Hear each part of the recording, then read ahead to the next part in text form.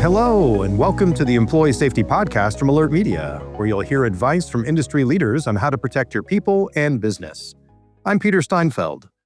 If you felt the risk environment shifting in recent years, you're not alone. Bob Hayes, Managing Director and founder of the Security Executive Council, and his team have been tracking those shifts through research and real-world security work. That work led the SEC to take a closer look at executive targeting, and Bob is here to share what their latest report reveals about executive exposure today. Let's hear from Bob.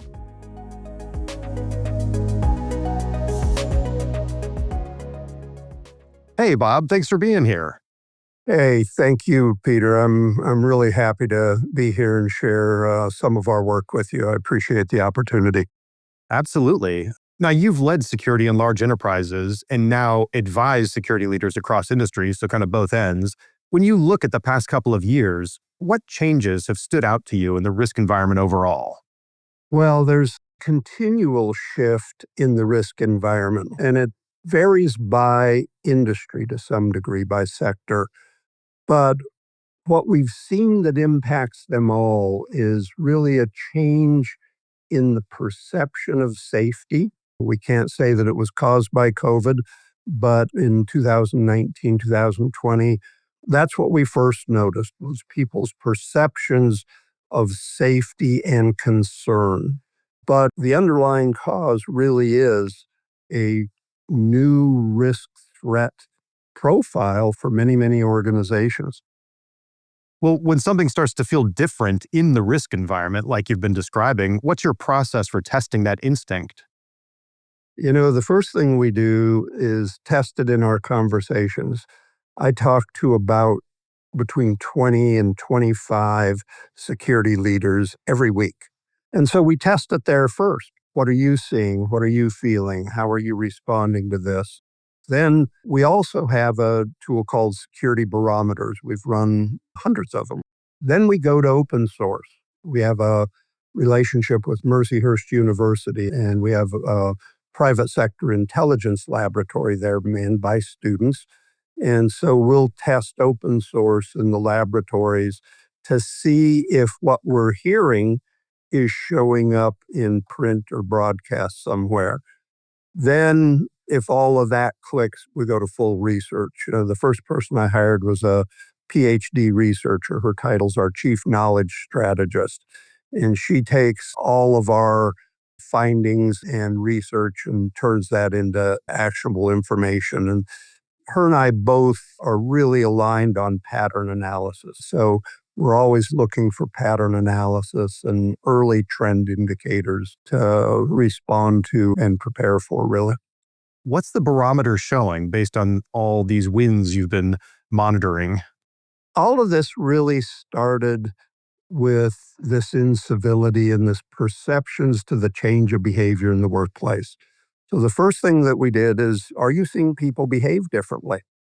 And everybody said yes. It was overwhelmingly people are behaving differently. There's more rudeness in grocery stores, more conflicts in parking lots, more road rage on the roads. We're seeing people disregard rules and speed more and run through stop signs. And then we started to hear about sporting events, parents getting in fights at their kids' baseball and football and soccer matches. We started hearing about places where they couldn't get umpires and coaches because of parental abuse. So the first thing we looked for were studies that were being done in this space, and we found a number of them about the perceptions and fear of changing behavior in the workplace. Probably the big watershed moment was when the Society for Human Resource Management, SHRM, came out with a study on incivility, which really took our work to a whole new level. They'd been studying 1,000 companies every quarter. They came up with a civility score. They determined that there were literally millions of acts of incivility occurring in the American workplace every day that was costing the American businesses over $2 billion a day. So now here was a very extensive research project. This was about a year and a half into our work. Then we said, okay, that tips the scales, and we went on and started the laboratory and our research projects in full swing. But it started with that perception, which my undergraduate degree was in criminal justice. And there was a guy named O.W. Wilson in the early days that wrote about what he called broken windows theory. And New York became very famous about it, that if they dealt with the small things, it would impact the larger, more significant crimes and that sort of thing. And they did a lot of work in that space. And what I really felt was we were seeing another example of broken windows theory, that bad personal behavior led to worse things. And so we kind of started to follow that trail and look for increasingly bad behaviors that would be documented through research. We didn't want it to just be our perceptions, so we started looking for research studies that would take us there. Yeah, I read the white paper, and I think the data in it speaks very clearly. Everyone should read this. It's very insightful. I read another article recently that discussed the idea of this concept of the obedience to the unenforceable, or maybe a better way to put it is the obedience of people to things which they cannot be forced to obey. And I don't think we want a society where the only reason people do things is because some policeman standing around the corner who's going to arrest you if you don't do it. But civil society really only works if there's some kind of agreement on lots of little things out there. And that really seems to be breaking down. And look, it's been going on for a long time. But that old saying about how someone went bankrupt, slowly, then suddenly, kind of seems to apply here too. And I just wonder when we're going to reach that sudden part when it comes to the obedience to obey. And the number trends in your research papers seems to show a concerning acceleration. I think you're spot on. So we started with perceptions, and then we looked at this incivility, bad behaviors with coaches and teams and things like that. And then the SHRM study came. And so then we went to really beyond incivility to what we called social disorder types of issues. So passenger misconduct on airplanes or trains or boats, that's a federal offense. I mean, they have to file reports on that. OSHA reports, intentional injuries in the workplace. So we started looking at this social disorder category and came up, I think, with 8 or 10 different research reports that showed those numbers were all increasing. If they were longitudinal studies that they were done year over year, they were increasing. The numbers were extremely high in 1 year studies, way beyond what we thought would be a normal increase. So the social disorder part of that, running stop signs, having a property damage hit and run accident, even personal injury hit and run accidents were way up. Running from the police was way up. So we started to see this breakdown in law and order, really, at a lower level. But then that took us to the next one, which was threatening behaviors and violence. And we found, I think, 12 or 13 studies in that were also all up. So from our standpoint, the next reaction was, well, we're to threatening behaviors and violence.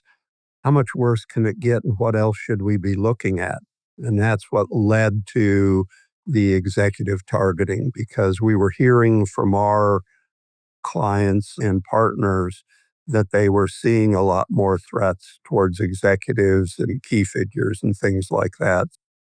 Well, that's a big concern to our listeners out there. So can you dig deeper into that report?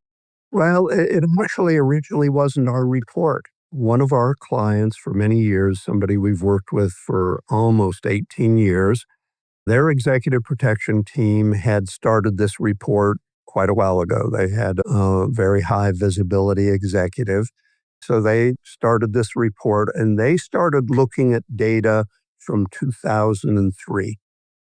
And in 2023, they became very busy. And so 2023 was their last year. It wasn't done in 24 and 25. So they said, well, is this something you could do?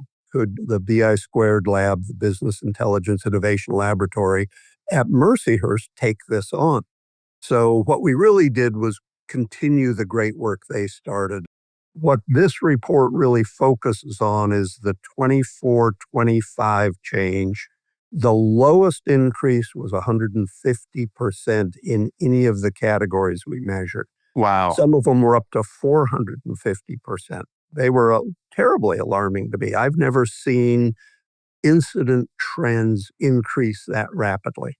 So this report's never been published or made available in any form publicly before. And we kind of felt a little bit of a duty of care responsibility because the numbers were so drastically different that we decided to share a redacted version of it. And that's what you see. Our community got the full report. And part of that concern was we didn't want it to become a how-to manual. The numbers are way up and people are being targeted. And so we felt we had to hold back some of that in the public version and call attention to it, but not cross the bounds and put more risk on people that are already facing significant risk.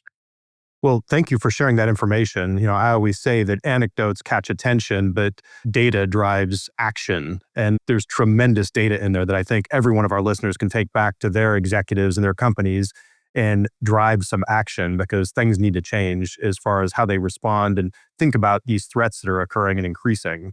If you could maybe just summarize, what were the top 3 takeaways from this research? Probably depends on your perspective.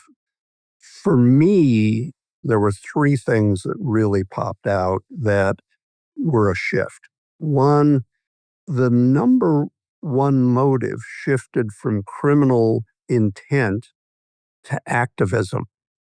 Ah, That was shocking. That activists are willing to attack or target business leaders for the cause. Protest demonstrations, those have been around forever, labor unions. I mean, I've been through many of those kinds of things. But on personal attacks, that activism became the number one motive was pretty shocking to me. And that totally changes the viewpoint that the EP teams and the executives have to look at. So, there's sector and product risk that should be on your heat map. There's proximity risk. Who's on your boards? What other companies do you do business with? Who's in your supply chain? You've got to deal with that now when you're talking about activism. Political alignment becomes a motivation for activism. So what EP teams and executives used to worry about had been a pretty significant shift to a topic that had always been on many companies' radars, but not at that level. Second big takeaway was the amount of targeting that was happening at people's homes. mm, Work had always been an issue. Transportation's a weak point because it's pretty easy to figure out where you're going to start and end your day. But that homes and neighborhoods became a focal point was disconcerting, to say the least, because although most workplaces are pretty well secured, a lot of people had not taken similar measures at their homes. Third one was really the rate of change. To see numbers jump 400%, 300% in 2 years took me back to the incivility stuff. There's no research correlation between the incivility work, but in my mind, there's an absolute connection there. There mm. is no doubt in my mind, personally, that that's the case. Now, will we be able to prove it? I doubt it. But to me, it then called the next question.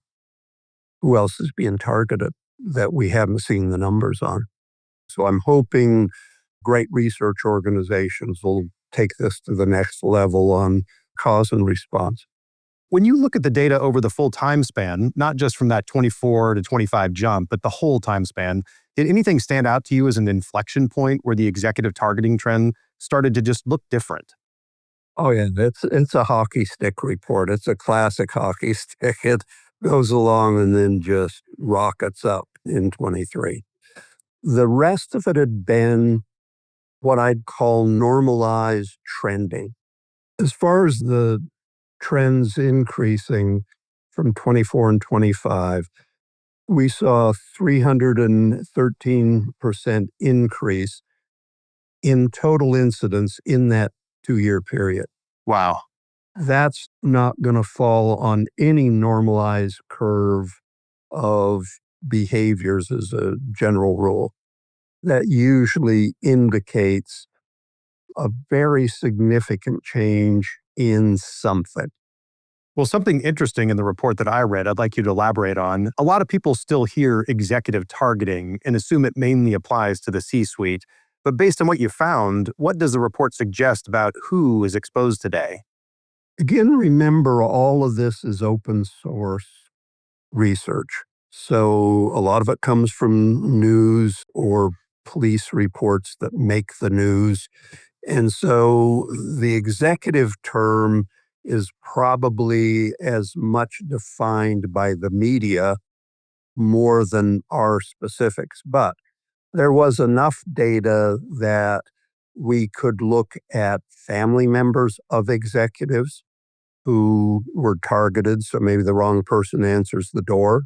Our personal experience is that there were a number of people that were deemed to be executives, but really weren't the C-suite levels. They were site managers, they were business unit heads, they were an executive in the assailant's mind, but clearly not C-suite level. And so we saw a broader representation, but that's also common in workplace violence. So if people go into, they have a workplace grudge and they're going in to get a specific individual, if that person's not there that day or they can't get to them, there's a phenomenon called target switching. In the field, it's pretty well known. And so I think there's probably target switching that occurs in executive targeting as well, where you're seeing other people become the victims just because they were there. When you think about why that group is broadening, it's gone from like C-level to all sorts of other executives or leaders within the organization. What changes in day-to-day executive visibility feel most relevant right now for people to just be aware of all this? We use what we call 5-dimensional security. So in the past, security was always defined as gates, guns, and guards, and that's where most money is spent. But at the end of the day, that's not a comprehensive program. So what we do is we talk about risk-based. That's your foundation. What are the risks that you deal with? Secondly is research guided. That's why we're in business, is because there's never been research into this in the past. You've got to work off of the intelligence to have an effective program. And then there's metrics verified, how you're going to verify the effectiveness of the mitigations you're putting in place. But the whole goal of all this is adding business value. I tell you that for a reason. So if you go back to the risks, the risk heat map, one of the things that a lot of people did not have on that was product risk. If you have a very controversial product, every employee is more at risk. There have been a number of people that were just in the wrong place at the wrong time and got hurt. So the risk monitoring and risk assessment process is critical. And intelligence drives a lot of that. And then research, looking at these trends. I hope the research that we've done is going to make people say, wow, the risk has gone way up. It's gone way up in different areas. We need to start getting intelligence in these other areas that weren't on our radar before. Well, based on everything you said, do executives tend to misunderstand their own risk exposure? After the United Healthcare shooting, we worked with over 50 companies in that next couple months. And we helped provide input on a lot of presentations to the CEO and to the board and the ELT. And one of the things that we created that was really very popular was what we called an exposure matrix. There's 4 levels of exposure. And if you think about tier 1, that's Elon Musk, Mark Zuckerberg, Bill Gates. Right. That's really a tier 1 exposure. They're in every newspaper. Everybody knows who they are. Everybody knows what they look like, etc. Tier 2 is where the chairman of United Healthcare went after the shooting.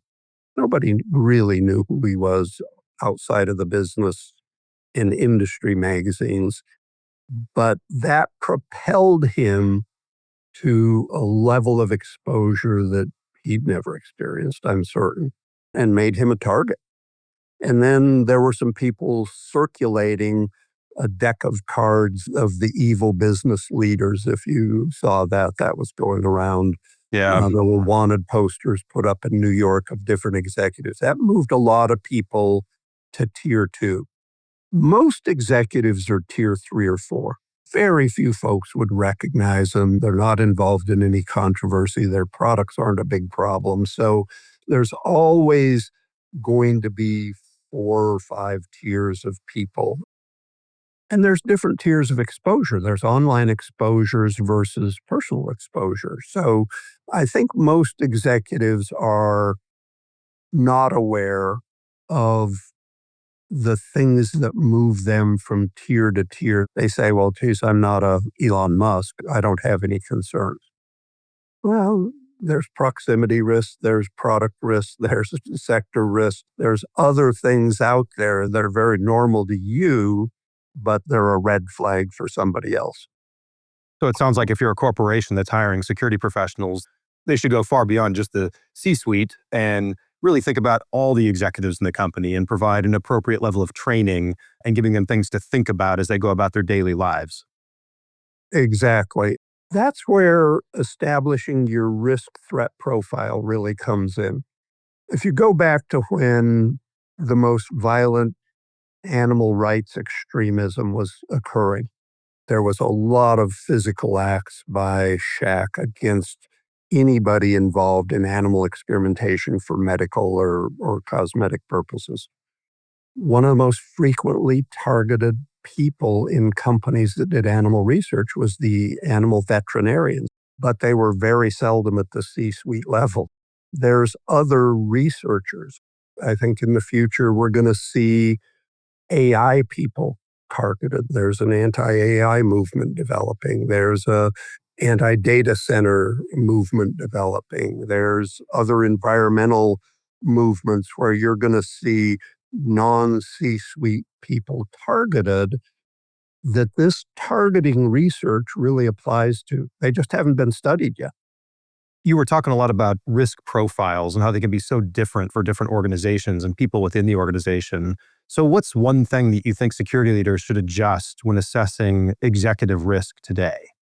Use the research. Don't go do what you've always done because things are changing too rapidly. It's really become an industry of personal opinion. We were looking at program accreditation. So universities are accredited, hospitals are accredited, law enforcement agencies are accredited. We looked into an accredited security program. And we talked to the international accreditation body, and they said, we'd be very interested. There's enough people, there's enough businesses. It's ripe for accreditation. What would your body of knowledge be to determine best practices? Hmm. We don't have one in security. We Interesting. don't have an all agreed upon body of knowledge to become an accredited program or organization. And that's what we're doing. That's what the SEC does. We're trying to build that body of knowledge based on research, not on personal opinion, based on peer review, not on a bunch of old white-haired guys like me that are saying this is the way we've always done it. Everybody should do it the same way. We need an accredited body of knowledge to make these decisions, and we don't have it, and people aren't doing it. So we need to really focus on the research that is available to make better decisions, and then use metrics to see if what we're doing is working. So, not every organization has a mature executive protection program. For smaller or leaner teams, what should they focus on first? Well, the left side of the continuum. So every program is a continuum from awareness to emergency response and actually disaster recovery if it goes really bad. Right. So I think on the awareness, the intelligence, the role definition, the reporting, making sure you know what's going on, to do that risk assessment, to understand what the risk levels are, to know who the players are that are involved in it. What's event security doing? What's travel doing? What's the executive assistants doing to mitigate problems? What's communications doing to minimize publication of where the person's going to be that might make them vulnerable? Who's doing the sentiment analysis in the company? I'd spend all my time on assessment versus jumping to the people with the sunglasses and the guns, because you're going to be able to intervene and mitigate on the left-hand side much easier. Well, before we wrap up, where can listeners find the reports on executive targeting and beyond incivility that you referenced today? They're both on our website, securityexecutivecouncil.com.